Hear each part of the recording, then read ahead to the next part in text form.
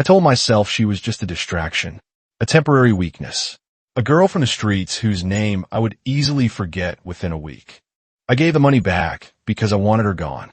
I wanted her far away from the blood on my hands. But I made a mistake. You can't strike a match in a room full of gasoline and expect the dark to stay quiet. I tried to push her away, and I only ended up pulling her deeper into my underworld. I didn't take his money out of greed. I took it because my mother was dying, and the world had already closed every other door in my face. I thought it was just a transaction. A clean, silent debt. I told myself I could survive the coldness of his mansion. I told myself I would just clean his floors, cook his meals, and never look him in the eye. But I was a fool.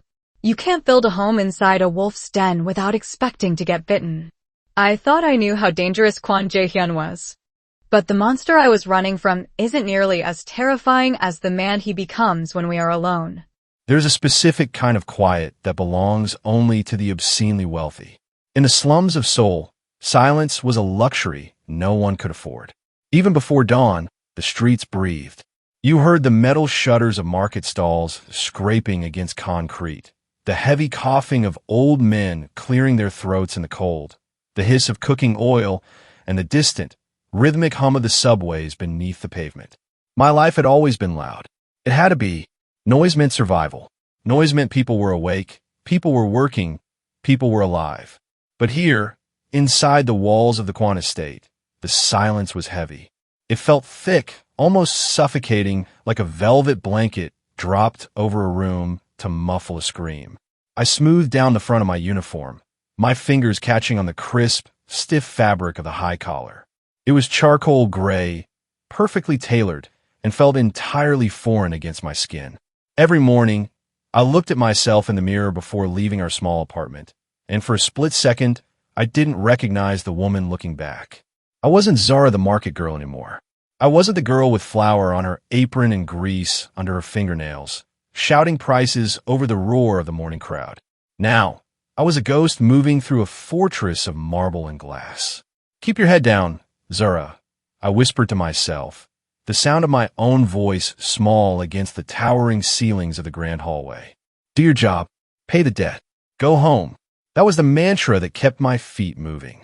Every time I held the expensive, imported cleaning solutions, every time I wiped down minimalist Italian furniture that cost more than my family would earn a lifetime, I reminded myself why I was here.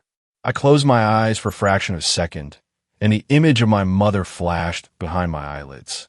I saw her sitting at our small wooden dining table, her cheeks finally regaining their color, her hands steady as she reached for her medicine.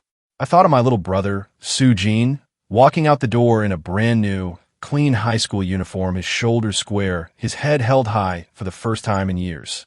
The money Kwon Jae-hyun had given me, the advance that felt like heavy, burning coal in my palms, had bought their lives. It had bought their dignity. And in return, I had given him my time.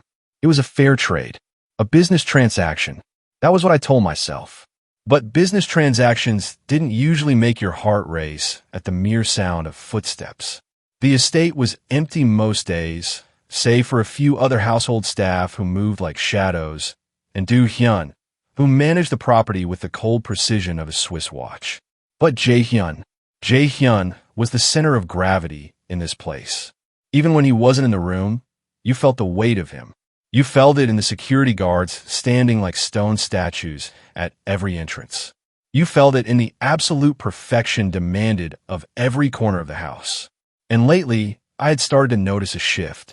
A terrifying, exhilarating shift. At first, his schedule had been predictable. He would leave early in the morning, surrounded by his convoy of black sedans, and return long after the sun had gone down, his face a mask of exhaustion and lethal authority. But over the past week, the routine had shattered. Suddenly, he was there. I would be dusting the shelves in the secondary library, and I would turn around to find him sitting in an armchair, a tablet in his hand, pretending to read, but his eyes entirely fixed on me. I would be polishing the glass panels in the long corridor, and I would catch his reflection in the pane, standing at the far end, just watching the movement of my hands. He didn't speak. He didn't offer a greeting. He just observed me with an intensity that felt like a physical touch against the back of my neck. It was driving me insane. On Thursday afternoon, the heat in the house felt oppressive, despite the central air conditioning.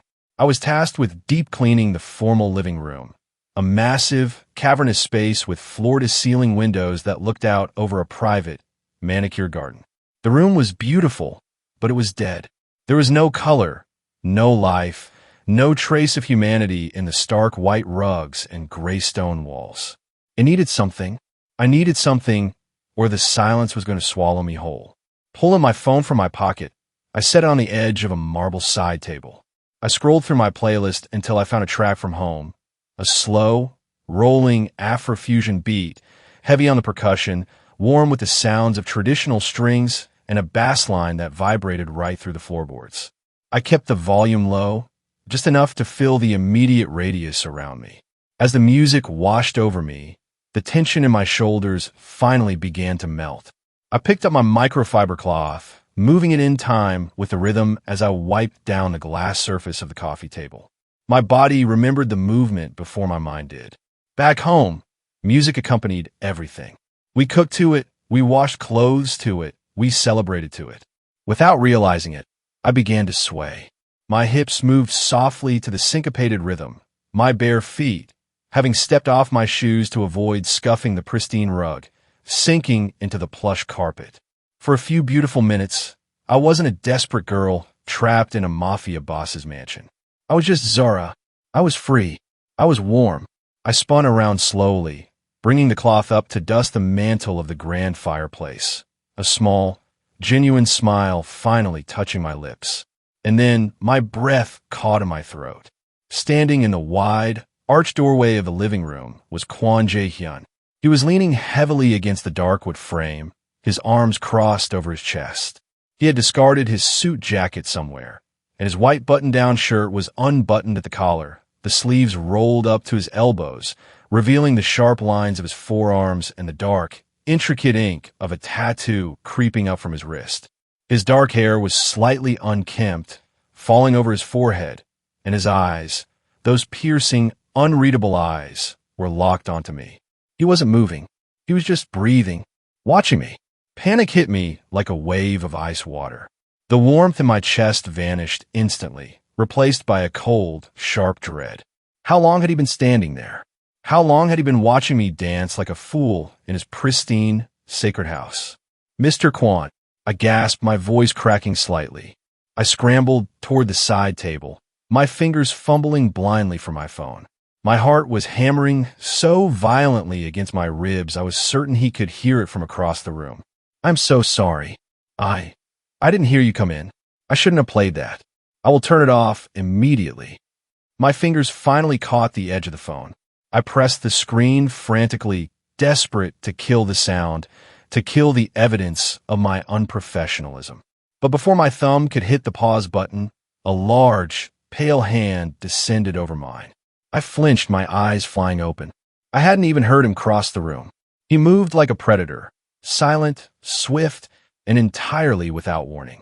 Jae-hyun's hand was warm, his palm broad and heavy as it covered my dark fingers against the glass of the phone. His grip wasn't tight, but it was absolute. The contrast between us was striking, my rich, brown skin beneath his pale, scarred hand. The heat of his skin seemed to seep directly into my veins, sending a frantic shiver straight up my arm. "Don't," he said. His voice was a low, smoky baritone, rough around the edges, the Korean words vibrating in the small space between us. He was standing so close I could smell him, an intoxicating mix of expensive cedarwood cologne, faint tobacco, and the clean, sharp scent of the rain from outside. "Mr. Kwon," I breathed, my head tilted back so I could look into his face. I refused to lower my gaze, even though every instinct told me to bow, to hide, to disappear. "It is unprofessional. I am here to work." "Leave it," he commanded softly. He didn't move his hand away from mine. Instead, his thumb shifted just a fraction of an inch, his rough skin brushing against the side of my wrist, right where my pulse was leaping like a trapped bird. He looked down at our hands, his jaw tightening slightly, before his gaze drifted back up to my face. There was something different in his eyes today. The cold, impenetrable wall he usually carried around himself had a hairline fracture in it. He looked tired, not just physically but deep in his bones. "What is this music?" he asked, his voice dropping even lower, turning into something intimate, something that didn't belong between a master and a servant. It's a song from home," I whispered, my accent thick against the Korean words. "From Africa. It's a song about the harvest, about being grateful for the rain after a long drought." Jae-hyun stood perfectly still, listening. The slow, rhythmic beat of the song continued to play from the tiny speaker, filling the massive, empty room. For a long, agonizing moment, neither of us said a word. He just looked at me, his gaze tracing the line of my jaw, the curve of my lips, as if he were trying to memorize a language he didn't speak. "It has color," he murmured, almost to himself. "Sir, this house," he said, his eyes darkening as he finally stepped back, breaking the contact between our hands. The sudden absence of his heat left me feeling strangely cold. He turned his head, looking around the grand, empty space of the living room. "It has always been gray. It has always been dead. But when you move, when you play this, it changes." He looked back at me, his expression hardening again, the mask slipping back into place so quickly I almost thought I had imagined the vulnerability from a second ago. "Play whatever you want, Zara," he said, his tone returning to that commanding, distant authority. "Do not turn it off on my account." Before I could answer, he turned on his heel and walked away, his long strides carrying him out of the room and back into the shadows of the estate. I stood there for a long time, my hand still resting on my phone, the Afrofusion beat still rolling through the quiet air. My heart refused to slow down. I looked down at my wrist, where the skin still tingled from where his thumb had brushed against my pulse. I had thought I could keep this distance. I had thought I could build a wall between his dangerous world and my desperate one. But as I watched the empty doorway where he had just been standing, a terrifying realization washed over me. Kwon Jae-hyun wasn't just my employer, and I wasn't just a shadow in his house. He was watching me, and God help me, I was starting to look back. The rain didn't just fall that night. It assaulted the city. By midnight, the storm had turned the floor-to-ceiling windows of the upper study into a blurred canvas of black and gray.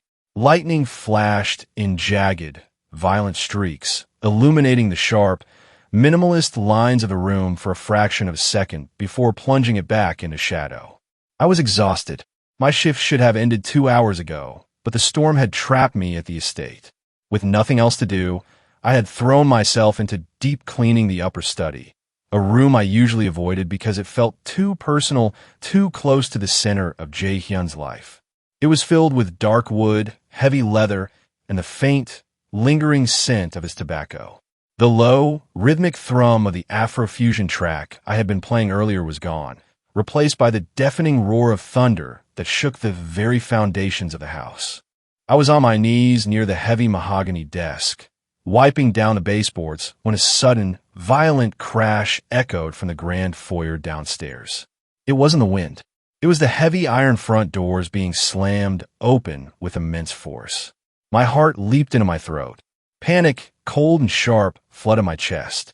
Then came the voices, shouting, heavy, frantic footsteps scuffing against the marble stairs. "Get the kit. Now." It was Do-hyun's voice, but it lacked its usual icy, calm precision. It was panicked, breathless. I stood up so fast the cloth dropped from my hand. Without thinking, I hurried out of the study and into the long, dimly lit corridor that overlooked the grand staircase.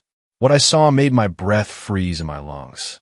Jae-hyun was stumbling up the stairs, his massive frame leaning heavily against Do-hyun's shoulder. His crisp, white button-down shirt was torn to shreds at the sleeve, the fabric soaked through with a terrifying, expanding patch of dark, wet crimson. Blood. It was dripping from his fingertips, leaving a sickening trail of red droplets on the pristine white marble steps. "Sir, you need to sit down. You're losing too much blood." Do-hyun was practically begging, his hands frantic as he tried to support Jae-hyun's weight. "Get off me." Jae-hyun snarled. The sound that came out of him was animalistic, a raw, feral growl of pure adrenaline and rage. He violently batted Do-hyun's hands away, his boots skidding on the stairs. He looked like a wounded predator, cornered and lethal, his dark hair plastered to his forehead with sweat and rain, his eyes wild and bloodshot. I told you it's a graze. Call the docks. Tell them if anyone shifts territory tonight, I'll burn the entire harbor to the ground. Jae-hyun roared, but his voice cracked at the end, his knees buckling slightly as he reached the top landing. Do-hyun looked desperate, holding a black medical kit, completely at a loss for how to handle a boss who would rather bleed to death than show weakness. I didn't think. I didn't stop to remind myself that I was just a housekeeper, that I was a nobody from the streets, or that this man could crush me with a word. For years, I had watched my mother collapse in our small kitchen. I had wiped blood from her lips when her illness tore her apart. I had learned how to be steady when everyone else was screaming. I stepped out of the shadows of the corridor. "Give it to me," I said. My voice sounded shockingly loud in the tense, echoing space. Both men snapped their heads toward me. Do-hyun looked stunned, his eyes wide. Jae-hyun's gaze locked onto mine, his chest heaving, his jaw clenching so hard the muscles in his cheek violently ticked. "Zara," Jae-hyun hissed, his voice dangerous, a warning. "Go to your room. Now." I ignored him. I walked straight up to Do-hyun and firmly pulled the heavy plastic medical kit out of his hands. "Go make the call he asked for, Mr. Kim. I'll take care of him." "Zara, you can't," Do-hyun started, but I cut him off with a look. It was the same look I gave the rowdy customers at my food stall when they tried to cause trouble. "He is bleeding on the floor," I said flatly. "Go." Do-hyun hesitated for a fraction of a second, looked at Jae-hyun, who was staring at me with a mixture of shock and sheer disbelief, and then bowed stiffly. He turned and hurried down the hall to make the call. That left the two of us, alone in the dark corridor with the storm raging outside. "I told you to go to your room," Jae-hyun growled, taking a menacing step toward me. But the movement cost him. He winced, his hand flying to his forearm, blood seeping through his fingers. "And I told you before, Mr. Kwon, I don't take orders well when someone is dying," I retorted, my voice steady despite the frantic hammering of my heart. I gestured toward the open door of his private lounge, just off the corridor. "Seat, before you fall." For a moment, I thought he might actually strike me. His eyes flashed with a lethal, terrifying darkness. He was the boss of the Black Lotus. He was a monster who ruled the underworld with an iron fist. But as he stared at me, and my dark hands gripping the medical kit, at the absolute refusal in my eyes to back down, something shifted. The lethal tension in his shoulders dropped a fraction of an inch. A harsh, breathless laugh escaped his lips, tasting of pain and exhaustion. He stumbled into the lounge and heavily dropped himself onto the large, dark leather sofa. I followed him inside, switching on a single low lamp that cast a warm, amber glow over the room. I knelt on the floor directly in front of him, popping the latches of the medical kit open. Up close, the damage was terrifying. It wasn't a graze. A deep, jagged slash ran down his forearm, likely from a blade, and another puncture wound tore through the meat of his shoulder. The contrast between us was suffocatingly loud in the quiet room. My rich, deep brown skin against his pale, scarred flesh, now marred by wet, flowing crimson. "This is going to hurt," I murmured, unscrewing a bottle of heavy antiseptic. "Just do it," he muttered, leaning his head back against the leather sofa, his eyes closed. I took a piece of sterile gauze, soaked it in the liquid, and pressed it firmly against the wound on his arm. Jae-hyun's entire body went rigid. A violent shudder ripped through his frame, his large hand instantly shooting out and gripping my shoulder so tightly I could feel the individual pressure of his fingers through my uniform. His knuckles turned white. His jaw clenched, a low, guttural groan catching in his throat. But I didn't pull away. I kept my hand steady, applying pressure, wiping away the blood to reveal the clean tissue beneath. "Are you not afraid of a monster, Zara?" His voice was barely a whisper, rough, gravelly, and laced with pain. I didn't look up immediately. I carefully applied a sterile strip to the edges of the cut, pulling the skin back together. "I've been afraid of starvation, Mr. Kwon. I've been afraid of waking up to find my mother isn't breathing. I've been afraid of the cold, and the dark, and the landlords who carry baseball bats. I finally raised my head. We were inches apart, because I was kneeling and he was sitting. Our faces were almost level. His dark eyes were open now, completely focused on me. The pupils dilated with pain, and something else, something intense, heavy, and consuming. A little blood doesn't scare me, I told him, looking him dead in the eye. And neither do you. Jae-hyun stared at me. The silence stretched between us, thick and fragile, louder than the thunder outside. His hand was still on my shoulder, his thumb resting right against the exposed skin of my neck above the high collar. His touch was warm, so incredibly warm it felt like it was burning through my skin. His gaze dropped to my lips, then flicked back to my eyes. The sheer, magnetic pull between us was suffocating. I forgot how to breathe. I forgot who he was. I forgot who I was. There was only the heat of his hand, the sound of his ragged breathing, and the amber light casting long shadows across his face. He tilted his head slightly, his thumb moving in a slow, agonizingly gentle brush against my jawline. It was a gesture so tender, so completely at odds with the violent man he was that it made my breath hitch. "You are a strange woman, Zara," he whispered, his voice dangerously soft. "Anyone else would have run. Anyone else would have begged to leave. I have nowhere else to go." I whispered back, my voice trembling for the first time. "You bought my time, remember?"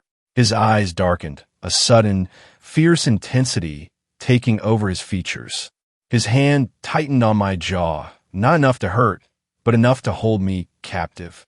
"I didn't buy you," he murmured, his face moving a fraction of an inch closer, his breath hot against my cheek.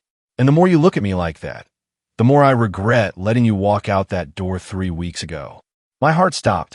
The space between us dissolved until there was nothing left but the heat of his skin and the dangerous, terrifying realization that if he leaned forward just one more inch, I wouldn't stop him.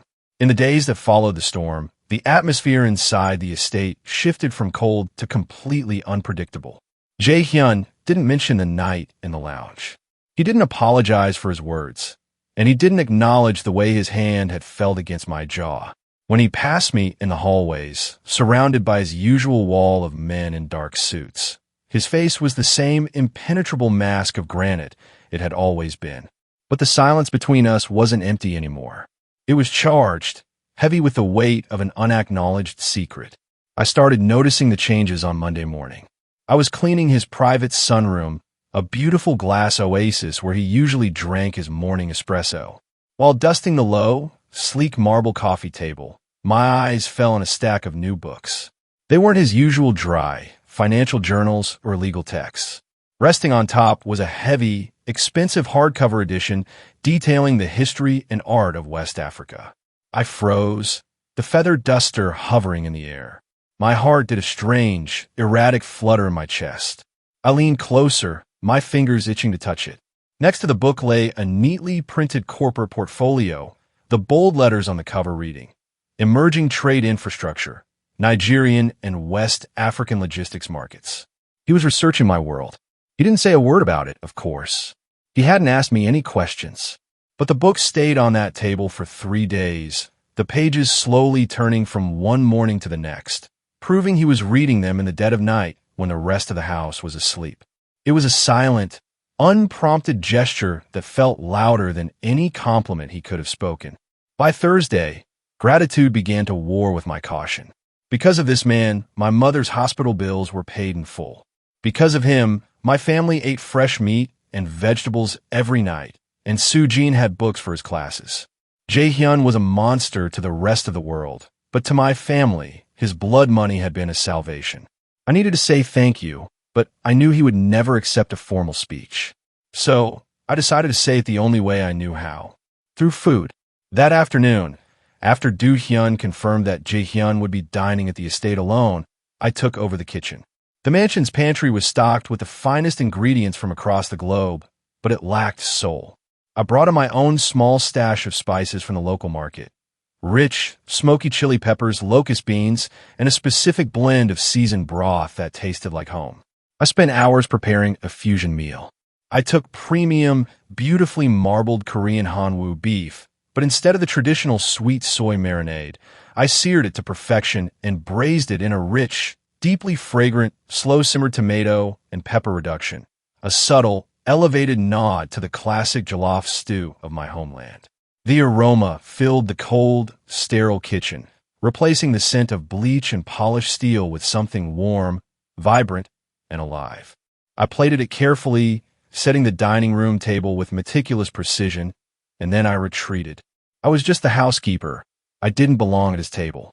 I stood in the shadows of the darkened kitchen pantry, watching through the narrow glass slit of the swinging door as Jae-hyun walked into the dining room. He looked exhausted, his shoulders tense beneath his black dress shirt, his tie pulled loose. He sat down, his eyes falling on the plate. He paused. I held my breath, my hands gripping the edge of the counter inside the pantry. I watched as he picked up his utensils. He took a piece of the beef, lifting it to his mouth. The moment the flavors hit his tongue, his entire posture changed. His shoulders dropped.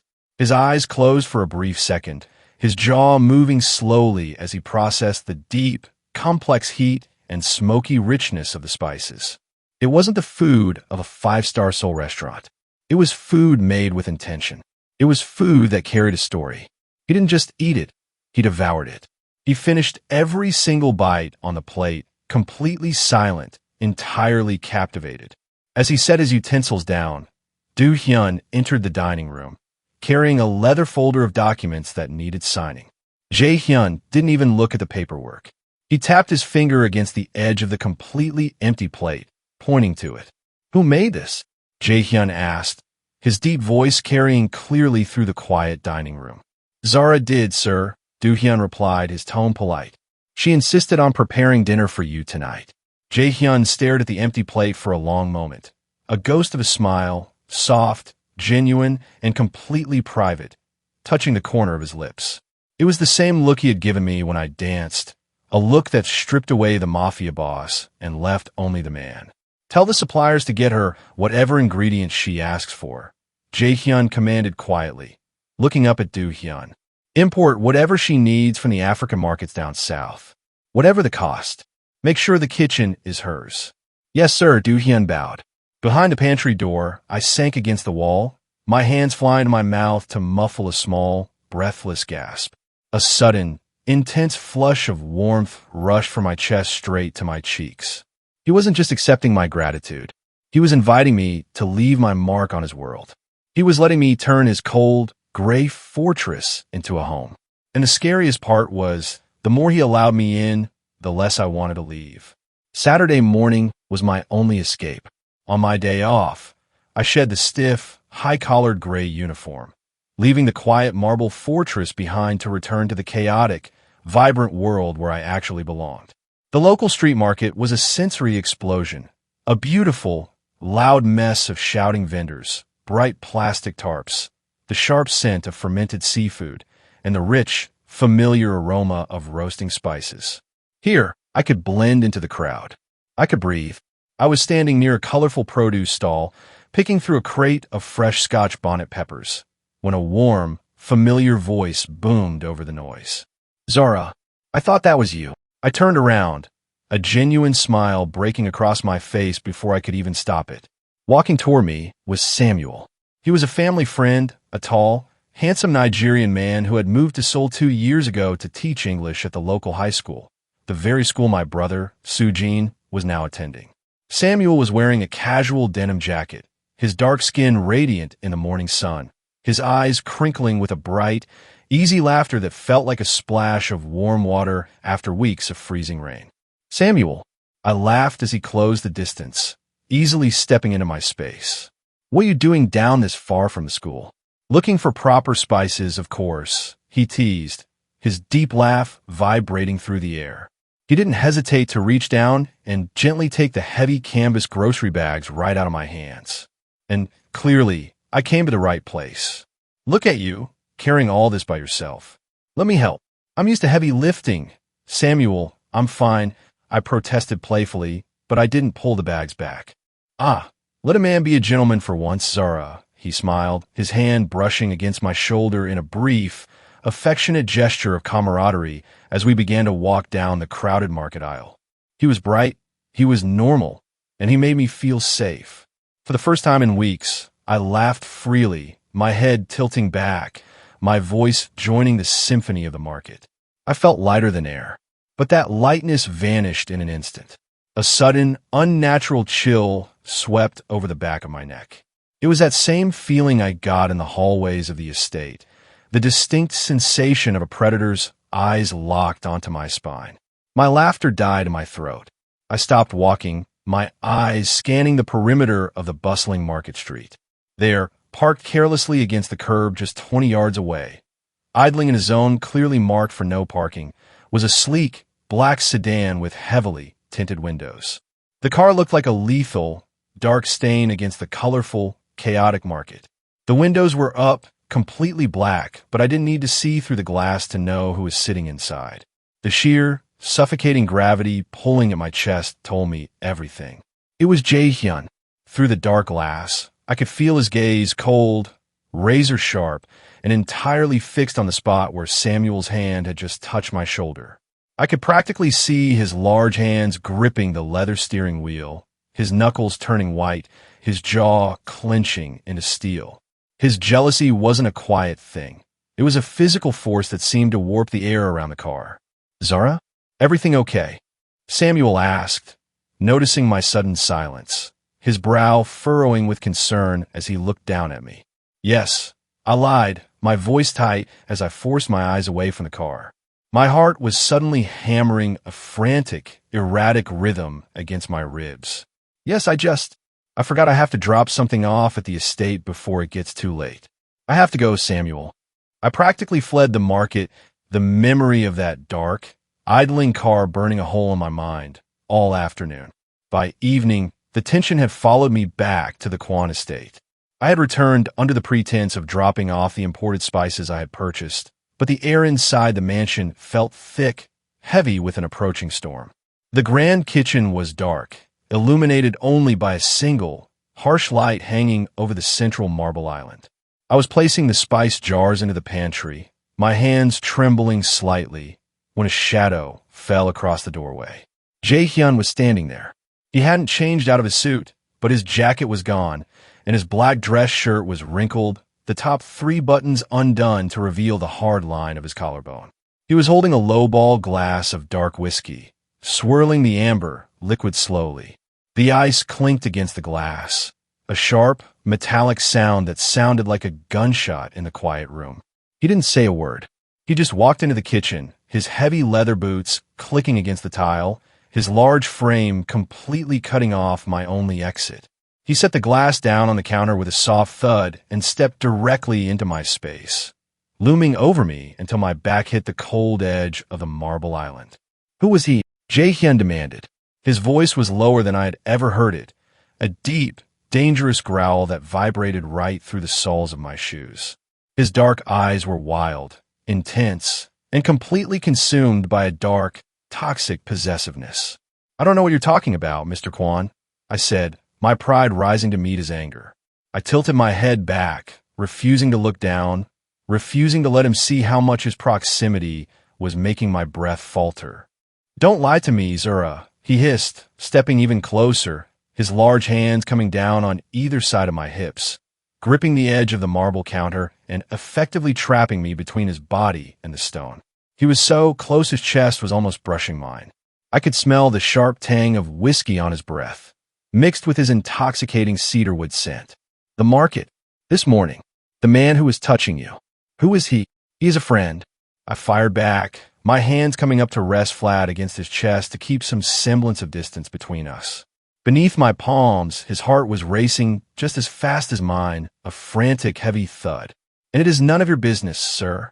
"Everything in your life is my business," he muttered, his eyes darkening to a dangerous, midnight black as he leaned down, his face inches from mine. "I pay for your time, Zara. I pay for your safety." "You bought my labor, Mr. Kwon," I shouted, my voice cracking with emotion, my brown eyes locking onto his with fierce defiance. "You did not buy my life. You did not buy my heart. I am a human being, not a piece of property in your warehouse. I'm allowed to laugh with whoever I want." "No, you're not," he whispered violently. Before I could process the words, Ji-hyun shifted his weight, pressing his body flush against mine, pinning me against the counter. His breath was hot, ragged against my ear as he tilted his head down, his lips brushing the sensitive skin of my neck just above my collar. A violent, electric shiver ripped straight through my spine, my fingers instinctively gripping the fabric of his shirt. "Don't let him touch you," Ji-hyun murmured, his voice cracking with a raw, agonizing vulnerability that completely shattered his Mafia facade. His hand moved from the counter, his large, rough fingers tracing up my neck to cut my jaw, holding me still. "Don't let any of them look at you the way I look at you. You belong in this house, Zara. You belong here, with me."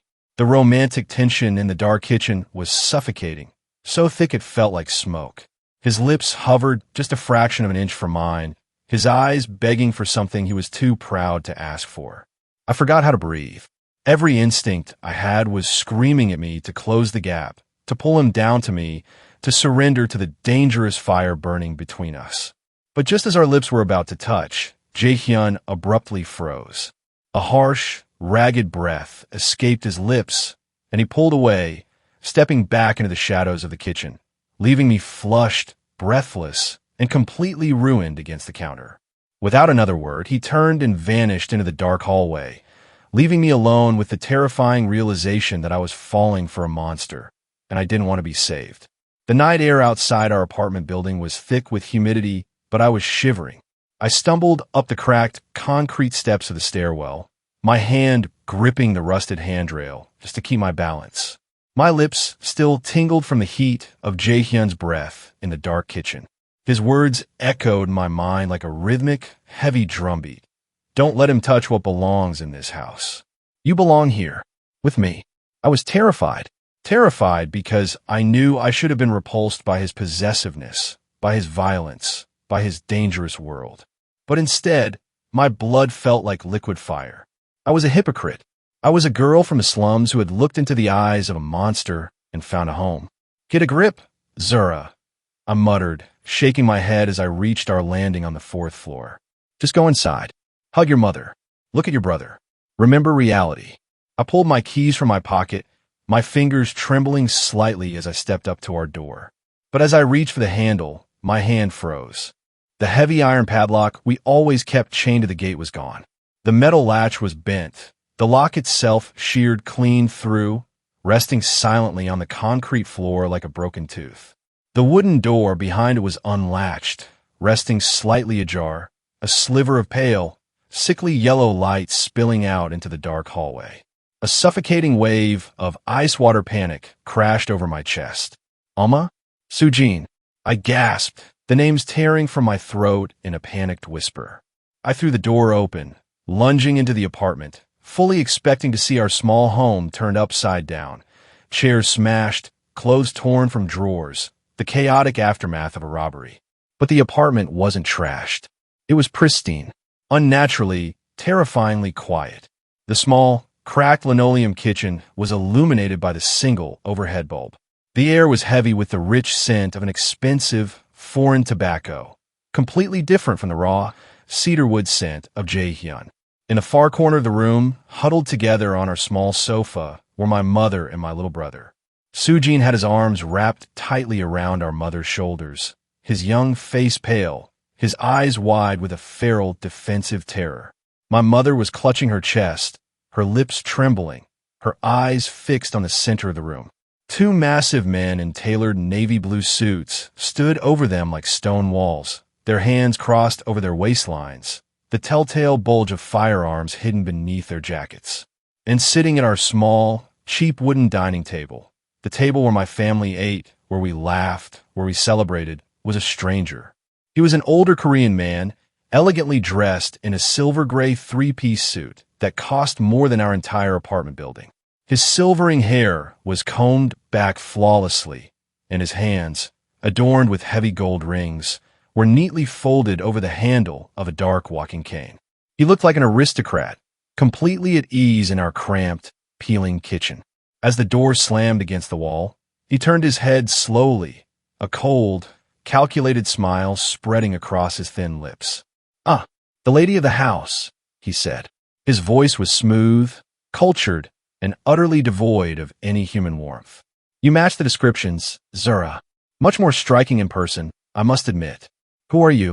I demanded, my voice raw, my body shaking with a violent mix of rage and terror. I took a protective step toward the sofa, but one of the guards instantly stepped forward, his hand drifting toward his jacket. I froze, my hands clenching into white-knuckled fists. Get away from my family. If you touch them, I swear to God. Sit down, child. Please. The elegant man interrupted smoothly, gesturing to the empty wooden chair opposite him. Let us not do anything dramatic. If I wanted to harm your family, they would not be breathing right now. I am a businessman. I value efficiency. I didn't move. I stood like stone, my eyes darting to my mother, whose frail hands were shaking violently against Soo-jin's sleeve. You work for Kwon Jae-hyun, the man continued, his gold rings clicking against the wooden table as he tapped his fingers. The ruthless chairman of the Black Lotus. A man who has spent the last 5 years executing anyone who dared to look at his throne. We have been watching him for a very long time, Zara, looking for a crack in his armor. A single vulnerability. He leaned forward, his cold, dark eyes locking onto mine, stripping away his polite facade to reveal the viper beneath. And then, he found you. The man murmured, his smile twisting. A girl from the market stalls. A foreigner. We watched him change his routes for you. We watched him pay your mother's medical bills. We watched him bleed out on his own sofa rather than send you away. And this morning, we watched him sit in a car for 2 hours, burning with jealousy, just because another man touched your arm. The room felt like it was spinning. My stomach dropped into a hollow, freezing void. They had been tracking him. They had been tracking me. Kwon Jae-hyun is an empire, the man whispered, standing up slowly, his cane clicking sharply against the linoleum floor as he stepped toward me. But an empire can be brought down by a single open door. And you, Zara, you hold the key to that door. He reached into his silver suit jacket and pulled out a small, sleek black object. He set it gently on the center of our dining table. It was a burner phone, its screen dark and lifeless. What is that? I choked out, my voice trembling. Your salvation, the man replied smoothly, stepping back toward the entrance, his guards shifting to follow him. You're going to return to the Kwon estate tomorrow morning. You're going to do your job. You're going to clean his rooms, cook his meals, and let him hold you in the dark if that is what he desires. But you're also going to copy his files. You're going to tell us where his convoys move. You're going to help us tear the Black Lotus down from the inside. I will never betray him. I fired back, my voice fierce with a loyalty that shocked even me. I would rather die. The man stopped at the threshold of the door. He didn't look angry. He just looked amused. He turned his head slightly, his cold gaze drifting over to my mother, who let out a small, terrified sob, and then to Soo-jin, whose shoulders were shaking. I'm not asking you to die, Zara, the elegant man said softly, his voice cutting through the quiet room like a razor blade. I am asking you to choose who dies. If you do not touch that phone within 24 hours, if you do not give us the access we need, I will return. And I promise you, the medicine Kwon Jae-hyun bought for your mother will not save her from what I will do to this room. He stepped out into the dark hallway, his guards following closely behind. 24 hours, Zara. His voice echoed from the shadows of the stairwell. Choose wisely. Him or them. The heavy silence returned, thick and suffocating. I stood frozen in the center of the kitchen, my breath coming in ragged, hysterical gasps. My mother rushed off the sofa, throwing her arms around my waist, weeping loudly into my chest, while Soo-jin buried his face in his hands at the table. Slowly, as if pulled by an invisible, horrific chain, my eyes drifted down to the center of the wooden table. The small, black burner phone sat there under the harsh glare of the light bulb, reflecting the pale yellow glow like a coiled snake waiting to strike. To save the family I had sacrificed everything for, I had to destroy the man who had saved us. I had to become the weapon that would kill the monster I was secretly falling for. I reached out, my dark fingers hovering just inches above the plastic casing of the phone, my heart breaking into 1,000 jagged pieces in the quiet room.